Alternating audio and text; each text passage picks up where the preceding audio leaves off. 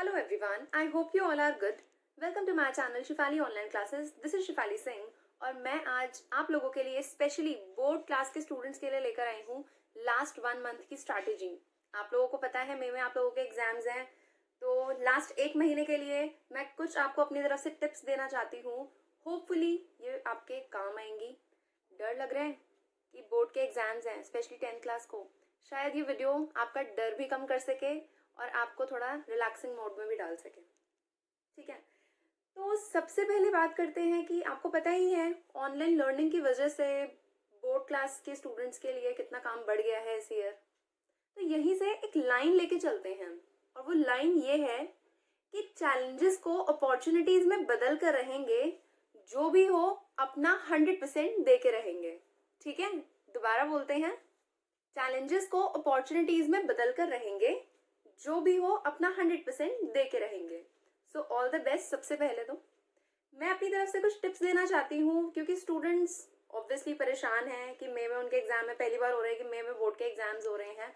मई में तो रिजल्ट आ जाता है 10th एंड 12th का, लेकिन इस बार आपको जो भी मैं अपनी तरफ से प्रोवाइड करवा सकूं टिप्स के बेसिस पे, क्योंकि स्टूडेंट्स ने मुझसे टेलीग्राम चैनल पे भी, कई स्टूडेंट्स ने पर्सनली भी मैसेज किया था कि मैम अगर आप अपनी तरफ से कुछ 10th एंड 12th के लिए बना सकें, वीडियो में कुछ टिप्स दे सकें तो ज़रूर दीजिए। ठीक है, तो उसी के बेसिस पे मेरा वीडियो है। तो सबसे पहली टिप तो यही है कि आपको टाइम मैनेजमेंट करके चलना है ना, क्योंकि आपको सब कुछ पढ़ना है लेकिन मैनेजेबल तरीके से पढ़ना है। तो सबसे पहले आपको जो ध्यान रखना है वो यही रखना है कि आपके पास लिमिटेड टाइम है, बस ये 1 महीना है, इसके बाद नहीं है कुछ। इसके बाद डायरेक्टली एग्जाम्स आने वाले हैं। ये बात अगर मई में करूंगी तो कोई फायदा ही नहीं है, इसलिए ये अप्रैल में करनी ज्यादा जरूरी है। क्योंकि स्टूडेंट्स को ना टाइम मैनेज नहीं करना आता है। वो क्या करते हैं कि एक सब्जेक्ट में ज्यादा से ज्यादा टाइम लगा देंगे, कुछ सब्जेक्ट को पढ़ेंगे ही नहीं, है ना। उनको रख देंगे कि चलो जो एग्जाम के डेज में हमारे पास जो प्रिपरेटरी लीव्स होती हैं एग्जाम के बीच में, हम वहां पे उसको पढ़ लें। वो गलत हो जाएगा। अभी से सब कुछ करके रखना है आपको। ठीक है, तो सबसे पहले तो आपको टाइम मैनेज करके चलना है। So first step is time management, है ना, क्योंकि time is the greatest teacher. जो कोई नहीं सिखाता वो टाइम सिखा देता है। तो अभी टाइम आपको यही कह रहा है कि मुझे मैनेज करके चलो, तो इसलिए टाइम मैनेजमेंट है सबसे पहली टिप। दूसरी टिप है कि आपको डेली बेसिस पे बनानी है एक टू डू लिस्ट। अब ये टू डू लिस्ट क्या होती है? टू डू लिस्ट ये होती है कि अगर सपोज करिए आप मॉर्निंग में आपने पढ़ना स्टार्ट कर दिया है, तो एकदम से ये मत करिए कि बस आप उठे हैं, ठीक है, 5-10 मिनट का ब्रेक लिया और फिर उसके बाद आपने पढ़ना शुरू कर दिया। ऐसा बिल्कुल भी मत करिए। डेली बेसिस पे आप एक टू डू लिस्ट बनाइए जिसमें आप लिखिए कि आज के दिन आपको क्या क्या टास्क कंप्लीट करने हैं। ये डेली बेसिस पे करिए और जैसे जैसे आपका जो भी टास्क उस दिन में कंप्लीट होता रहता है उस पर टिक करते चलिए। ठीक है, ये मैं अपने एक्सपीरियंस से बता रही हूँ कि अगर आप टू डू लिस्ट की बेसिस पे भी काम करेंगे तो आपका काम बहुत इजीली हो जाएगा और आपको इतना ज्यादा स्ट्रेस भी नहीं होगा, है ना, क्योंकि स्ट्रेस तो वैसे दुश्मन होता है हमारा।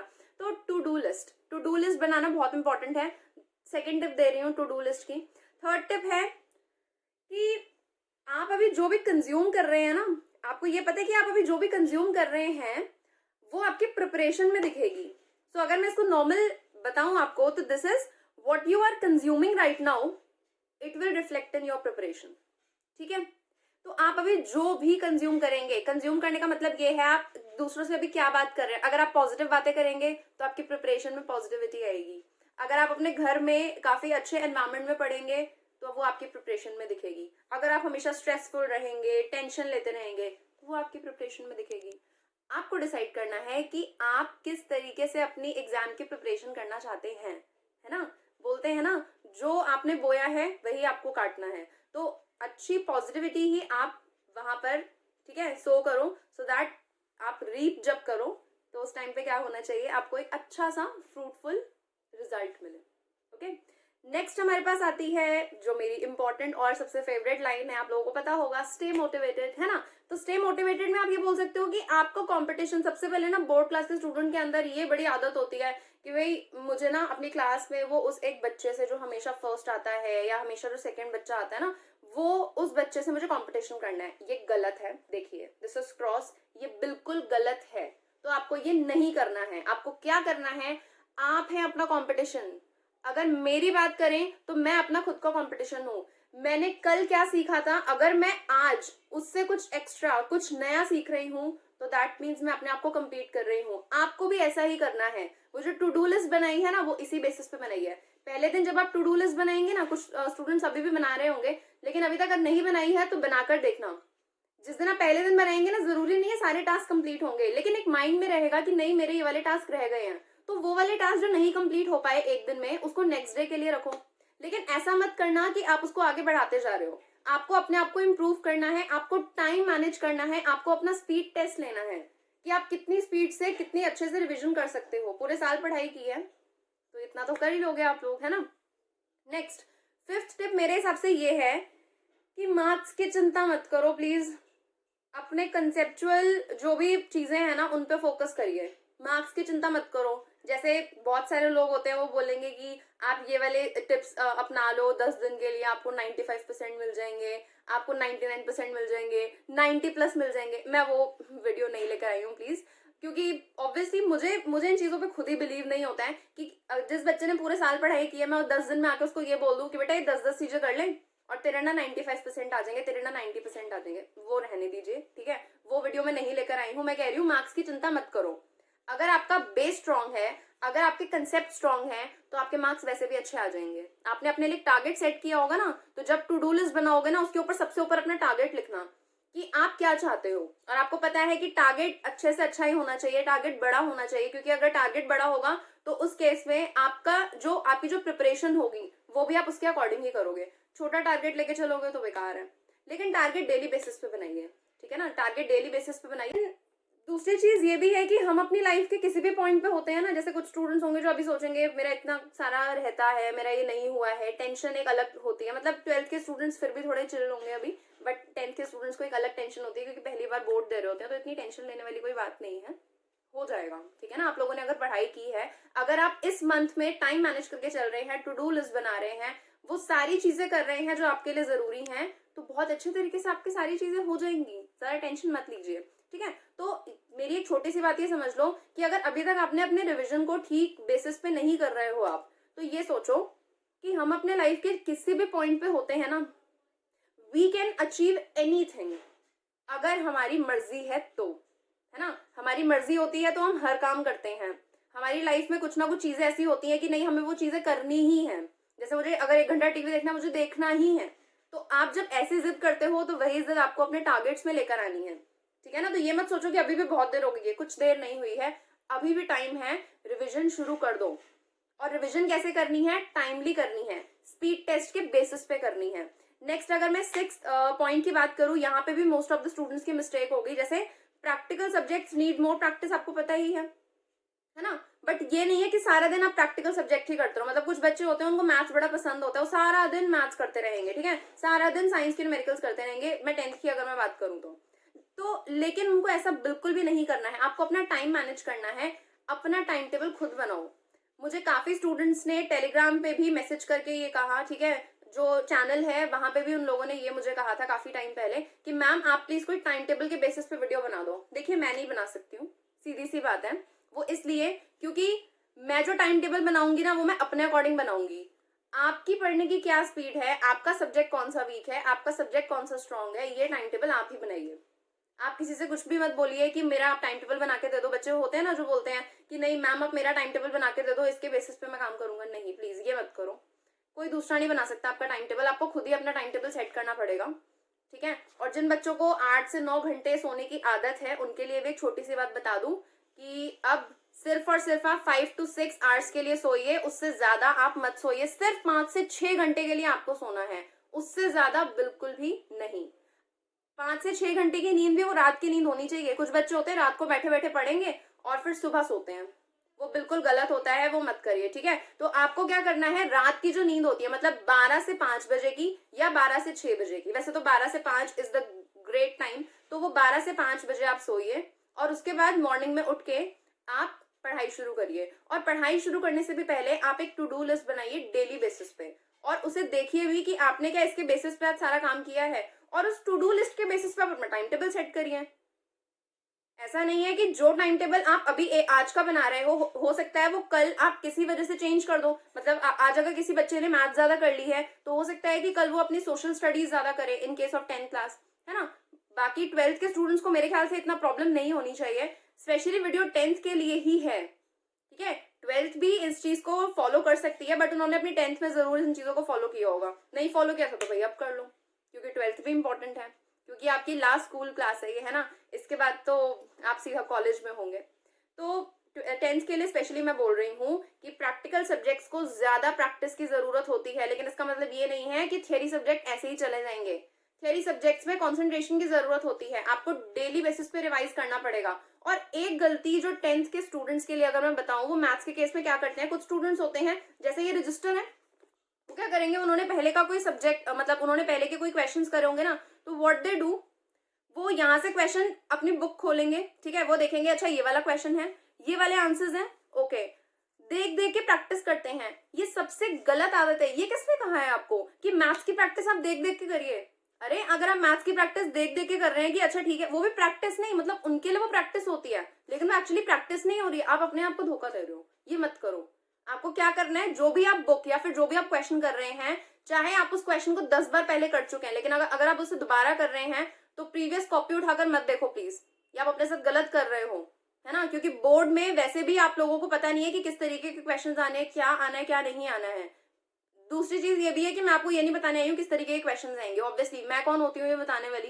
बोर्ड में क्वेश्चंस तो कैसे भी आ सकते हैं, अगर आपका बेस स्ट्रांग है, अगर आपने एनसीईआरटी बहुत अच्छे तरीके से प्रिपेयर की है, तो आप बहुत अच्छे तरीके से उसको अटेम्प्ट कर लोगे, चाहे आपके पास स्टैंडर्ड मैथ्स है या फिर आपके पास बेसिक मैथ्स है। कई स्टूडेंट्स होते हैं वो इतनी रेफरेंस बुक मतलब प्रेफर कर लेते हैं, लेकिन वो एनसीईआरटी नहीं करते हैं।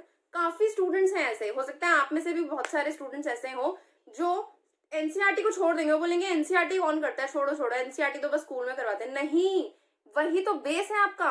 आपको एनसीईआरटी बहुत अच्छे तरीके से प्रिपेयर करनी है। अगर आपको आज भी एनसीईआरटी के क्वेश्चन नहीं आते हैं ना मैथ्स के, तो दैट मीन्स आप में कहीं ना कहीं कमी है। तो आपको वही कमी, वही वीक पॉइंट पकड़ना है अपना, और उसी की प्रैक्टिस करो। किसी की ज्योमेट्री वीक होती है, ठीक है ना, ज्योमेट्री यूनिट होती है वो वीक होती है, किसी की मेंसुरेशन वीक होती है, किसी के अलजेब्रिक एक्सप्रेशंस वीक होते हैं, तो आपको इन पे वर्क करना है, अपने वीक पॉइंट्स को पहचानिए, ठीक है। तो आपको समझ आया कि प्रैक्टिस कैसे करनी है, और जब वो आप प्रैक्टिस भी कर रहे हैं तो उसके बेसिस पे आप टाइमर लगाइए, या फिर सपोज करिए जैसे मैं यहाँ पे प्रैक्टिस कर रही हूँ, तो आप अपने सामने अपनी रिस्ट वॉच रख दीजिए, आप देखिए कि आपने कितनी देर में उस क्वेश्चन को किया है। अगर आप उस क्वेश्चन को और जल्दी कर सकते हैं तो और जल्दी करिए।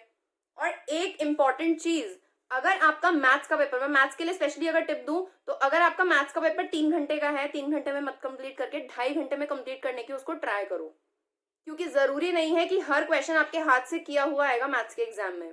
तो आपको दो चीजें ध्यान रखनी है कि hope for the best and prepare for the worst. अगर आप सिर्फ पॉजिटिव देख के चलोगे, नेगेटिव चीजों पे ध्यान ही नहीं दोगे, तो वो भी गलती है। मैं हमेशा कहती हूँ stay positive, stay motivated, but इसका मतलब ये नहीं है जहां पे गलतियां हो सकती हैं हम उस पॉइंट को साइड कर दें, इग्नोर कर दें, ऐसा बिल्कुल भी नहीं करना है आपने, ठीक है। स्टे पॉजिटिव का मतलब ये भी होता है कि आपको चैलेंजेस को देख के अपॉर्चुनिटीज लेनी है, कि ये मेरे लिए चैलेंज है लेकिन ये मेरे लिए मौका भी है, ठीक है। तो ये छोटी सी चीजें हैं। ये जब मैंने अपनी 10th की थी तो मैंने काफी फॉलो की थी ये चीजें। दैट्स वाई मैं चाहती थी कि स्टूडेंट्स, क्योंकि स्पेशली काफी मुझसे डिमांड कर रहे थे ऐसी वीडियो की, दैट्स वाई मैंने ये वीडियो बना रही हूँ अभी आप लोगों के लिए। ओके, सो नेक्स्ट हमारा 7th पॉइंट आता है। अभी मैंने आपको जो बताया है कि identify your weak points and make your to do list, ठीक है। अकॉर्डिंगली बाकी स्ट्रॉन्ग मतलब आप ये बोल सकते हो जो भी स्ट्रॉन्ग चीजें हैं उन पे अभी ज्यादा ना फोकस करके ना, थोड़ा सा जो जो जो वीक पॉइंट्स है ना उन पे फोकस करो, क्योंकि वो आपके मार्क्स कटवा देंगे, ठीक है। स्ट्रॉन्ग वाले आपको अच्छे से आते हैं तो उसमें आपको रिवीजन करने में ज्यादा टाइम नहीं लगेगा। जहां मार्क्स कट हो सकते हैं उनको अभी भी सुधार सकते हो, ठीक है। नेक्स्ट इज, चाहे लास्ट मंथ है प्रिपरेशन का, लेकिन डोंट पैनिक। ये ध्यान रखिए प्लीज, पैनिक नहीं होना है। बच्चे डर जाते हैं, लिटरली शिवर करने लग जाते हैं, आपको ऐसा कुछ भी नहीं करना है। डोंट पैनिक, ठीक है। Try to get more organised. और ऑर्गेनाइज्ड आप कैसे रह सकते हो, छोटी छोटी चीजों में ऑर्गेनाइज रह सकते हो। जैसे सपोज करिए बच्चे जब मतलब प्रिपरेशन कर रहे होते हैं ना, तो उनके सामने ऐसे ही जो भी उनकी स्टडी टेबल होती है, या फिर अगर बेड पे बैठ के पढ़ रहे हैं तो ऐसे ही जस्ट बुक्स पढ़ी होंगी सामने, ठीक है, रजिस्टर्स पढ़े होंगे। तो ऑर्गेनाइज करने का तरीका ये है कि जिसमें से पढ़ रहे हो ना, सिर्फ उसी चीज को आप ओपन करके रखिए, बाकी सारी चीजों को आप प्रॉपर फोल्ड करके एक जगह पर रखिए। ये होता है ऑर्गेनाइज्ड वे में काम करना, ठीक है। तो छोटी छोटी चीजें, इन चीजों से एक्चुअली फर्क पड़ता है। जब बच्चे सारी चीजें ऐसे फैला के बैठ जाते हैं ना, कई स्टूडेंट्स को आदत होती है बस ऐसी बुक्स फैला के बैठ जाएंगे, पढ़ेंगे, कोई एक चीज कहीं पेन कहीं और पड़ा है, बैग कहीं और पड़ा है, बुक कहीं और पड़ी है, रजिस्टर कहीं और पड़ा है, वो होती है परेशानी। आप अनऑर्गेनाइज वे में काम करेंगे, आपका दिमाग भी अनऑर्गेनाइज वे में काम करेगा। तो आपको क्या करना है, पैनिक नहीं क्रिएट करना है। आप ऑर्गेनाइज रहेंगे ना तो पैनिक बिल्कुल भी क्रिएट नहीं होगा। तो डोंट पैनिक, चाहे लास्ट मंथ है, अरे चाहे एग्जाम है, एग्जाम में भी पैनिक मत होना। एग्जाम में भी आपको ऑर्गेनाइज वे में ही काम करना है, ठीक है, एग्जाम में भी ऑर्गेनाइज वे में काम करना है। नेक्स्ट 9th पॉइंट की अगर हम बात करें तो आपने पूरे ईयर मेहनत की है, so don't start something new at this time. हाँ, ये काफी इंपॉर्टेंट है क्योंकि ये एक मंथ, अभी लास्ट 1 मंथ है और ये 1 मंथ स्ट्रैटेजी की मैं बात कर रही हूँ, 1 मंथ रिविजन की बात कर रही हूँ। तो इस केस में आपको प्लीज कुछ नया स्टार्ट मत करना अभी, ठीक है। अगर आप सोच रहे हो कि आज मैं एक नया टॉपिक उठाता हूँ, नया टॉपिक, इट्स लाइक कि कोई छोटा टॉपिक है तो आप ले सकते हो, लेकिन एक पूरा चैप्टर है, पूरी यूनिट है, तो आप उस केस में आप, आई डोंट थिंक कि आपको ये गलती करनी चाहिए। और आपने पूरे ईयर अगर पढ़ाई की है तो आपको कुछ ना कुछ चीजें तो आती होंगी ना। कई बार बच्चों को मैं बताती हूँ, पर्सनल एक्सपीरियंस है, कई बार बच्चों को क्या लगता है, जब उन्होंने बहुत सारी चीजें पढ़ ली होती है ना, उनको लगता है कि पता नहीं मुझे याद रहेगी या नहीं रहेगी। तो वहां पे आप कुछ न्यू स्टार्ट नहीं कर रहे हैं, वहां पे आप पुरानी चीजों को ही रिवाइज कर रहे हैं। तो आपको यही, इन्हीं चीजों का, छोटी छोटी चीजों का ध्यान रखना है कि रिविजन और न्यू स्टार्ट करने में डिफरेंस होता है। अगर आप उस चीज को पहले पढ़ चुके हैं तो आप उसकी रिवीजन करिए, आपको वो चीज याद आ जाएगी। अगर मैथ्स का केस है तो आप जितनी प्रैक्टिस करेंगे उतना ज्यादा आपके लिए अच्छा रहेगा। और जिस भी चीज की प्रैक्टिस कर रहे हैं, देखिए स्पेशली जो 2020 का बैच है ना, ये मतलब 2020 से 2021 का जो बैच है, इसके साथ थोड़ी सी मतलब मैं बोल सकती हूँ कि थोड़ी प्रॉब्लम ये है कि आप लोगों ने ना घर पे बैठ के मतलब ऑनलाइन लर्निंग की है इस बारी, तो आप लोगों की स्पीड नहीं बन रही होगी, और ये सबके साथ ही जनरली प्रॉब्लम हुई है। तो आप इसमें क्या कर सकते हैं, आप जो भी पेपर सॉल्व कर रहे हैं, आप जो भी चीज कर रहे हैं, आप अपना स्पीड टेस्ट लीजिए। आपको स्टार्टिंग में थोड़ा लगेगा मेरा हाथ दर्द हो रहा है, मैं उतनी स्पीड से काम नहीं कर पा रही हूँ, या मैं जितना अपनी तरफ से कर सकती हूँ, ठीक है, वो नहीं कर पा रही हूँ, तो आप डेली बेसिस पे प्रैक्टिस करिए, हो जाएगा। थोड़ा सा ना, थोड़ा सा अपने साथ थोड़ा सा हार्श होके देखिए, बस थोड़ा सा कंफर्ट जोन से बाहर निकलो। ये 1 महीना है, इस 1 महीने में अच्छे से पढ़ लो, ठीक है। इस 1 महीने की स्ट्रैटेजी बहुत अच्छे तरीके से प्रिपेयर कर लो। मैं ये नहीं कह रही हूँ कि सारे के सारे पॉइंट्स आपको 90%, मैं फिर बोल रही हूँ आपको 90% दिलवाएंगे, 95% दिलवाएंगे, नहीं, लेकिन ये पॉइंट्स आपकी कहीं ना कहीं जो आपका स्ट्रेस है वो कम करेंगे। और जब स्ट्रेस कम होगा, आप ऑर्गेनाइज्ड वे में काम करेंगे, तो ultimately it will reflect in your preparation and in your result, है ना। तो मई में जब आपके एग्जाम है तो अभी ये 1 महीना बहुत क्रूशियल है आपके लिए, तो इसमें अपना बेस्ट दे दो। मतलब ऐसा कि जब बाद में जाके सोचो कि 10th में कैसे प्रिपरेशन की थी, तो आपको लगे कि येस, आई गेव माई 100%, और वो 100% का रिजल्ट भी मुझे मिला है ना। तो बहुत अच्छे तरीके से आपको इस चीज की प्रिपरेशन करनी है, बहुत अच्छे तरीके से प्रैक्टिस करनी है। बाकी आपके कुछ अपने कमेंट्स होंगे, तो मतलब आपकी अपने कुछ मतलब स्ट्रैटेजीज होंगी जो आप शेयर करना चाहते हैं, तो आप कमेंट में जरूर शेयर कर सकते हैं, और ये भी जरूर बता सकते हैं कि आपको ये मेरी जो भी टिप्स हैं ये आपको कैसी लगी हैं। ओके, सो इसके बेसिस पे मैं आपसे लास्ट 2 चीजें और कहना चाहती हूँ कि सबसे पहले तो जब भी हमें कोई चीज अचीव करनी होती है ना, तो हम सोचते हैं कि या तो हम उसमें हार्ड वर्क लगा दें या हम उसमें स्मार्ट वर्क लगा दें। ऐसा नहीं है, हार्ड वर्क और स्मार्ट वर्क दोनों करना पड़ता है ना। हार्ड वर्क आपकी प्रैक्टिस में काम आता है, स्मार्ट वर्क काम आता है कि आपका कम से कम टाइम लगे लेकिन आप अच्छे तरीके से प्रैक्टिस करें। तो अगर आपको अचीवमेंट चाहिए, आपको सक्सेस चाहिए, तो आपको हार्ड वर्क और स्मार्ट वर्क दोनों पे ध्यान देना पड़ेगा, किसी भी एक पे नहीं। स्मार्ट वर्क करोगे, हार्ड वर्क नहीं करोगे, कोई फायदा नहीं है। हार्ड वर्क करोगे, स्मार्ट वर्क नहीं करोगे, कोई फायदा नहीं है, ठीक है ना। तो इन चीजों पे भी आपको ध्यान रखना है। ओके, अब यहाँ पर एक छोटा सा पॉइंट ये आता है कि जब मैं बोलती हूँ मोटिवेटेड, स्टे मोटिवेटेड, तो उसका अपना ना एक मीनिंग होता है एक्चुअली। तो स्टे मोटिवेटेड में एक्चुअली मैं आपको मीनिंग बताना चाहती हूँ। So M for memorise, okay, O for organise, ठीक है, MO, ठीक है। नाउ T होता है हमारा टाइम बेस्ड, ठीक है, MOT। नेक्स्ट क्या आता है, I। सो I क्या होता है, I होता है इंस्पिरेशन। तो यहाँ पर आपको इंस्पिरेशन के बेसिस पे भी काम करना है। हमारी लाइफ में कोई ना कोई हमारा रोल मॉडल होता है ना, तो आपको वही चीजें ध्यान रखनी है। सो दोबारा रिपीट करती हूँ, M for memorise, O for organise, ठीक है, T for time based, time का भी ध्यान रखना है, time is the best teacher, time is the greatest teacher, ठीक है, एंड I क्या होता है, I इज द इंस्पिरेशन। उसके बाद क्या आता है, V क्या होता है, विक्टोरियस, ठीक है। नेक्स्ट आता है हमारे पास A इज एम्बिशियस, ठीक है।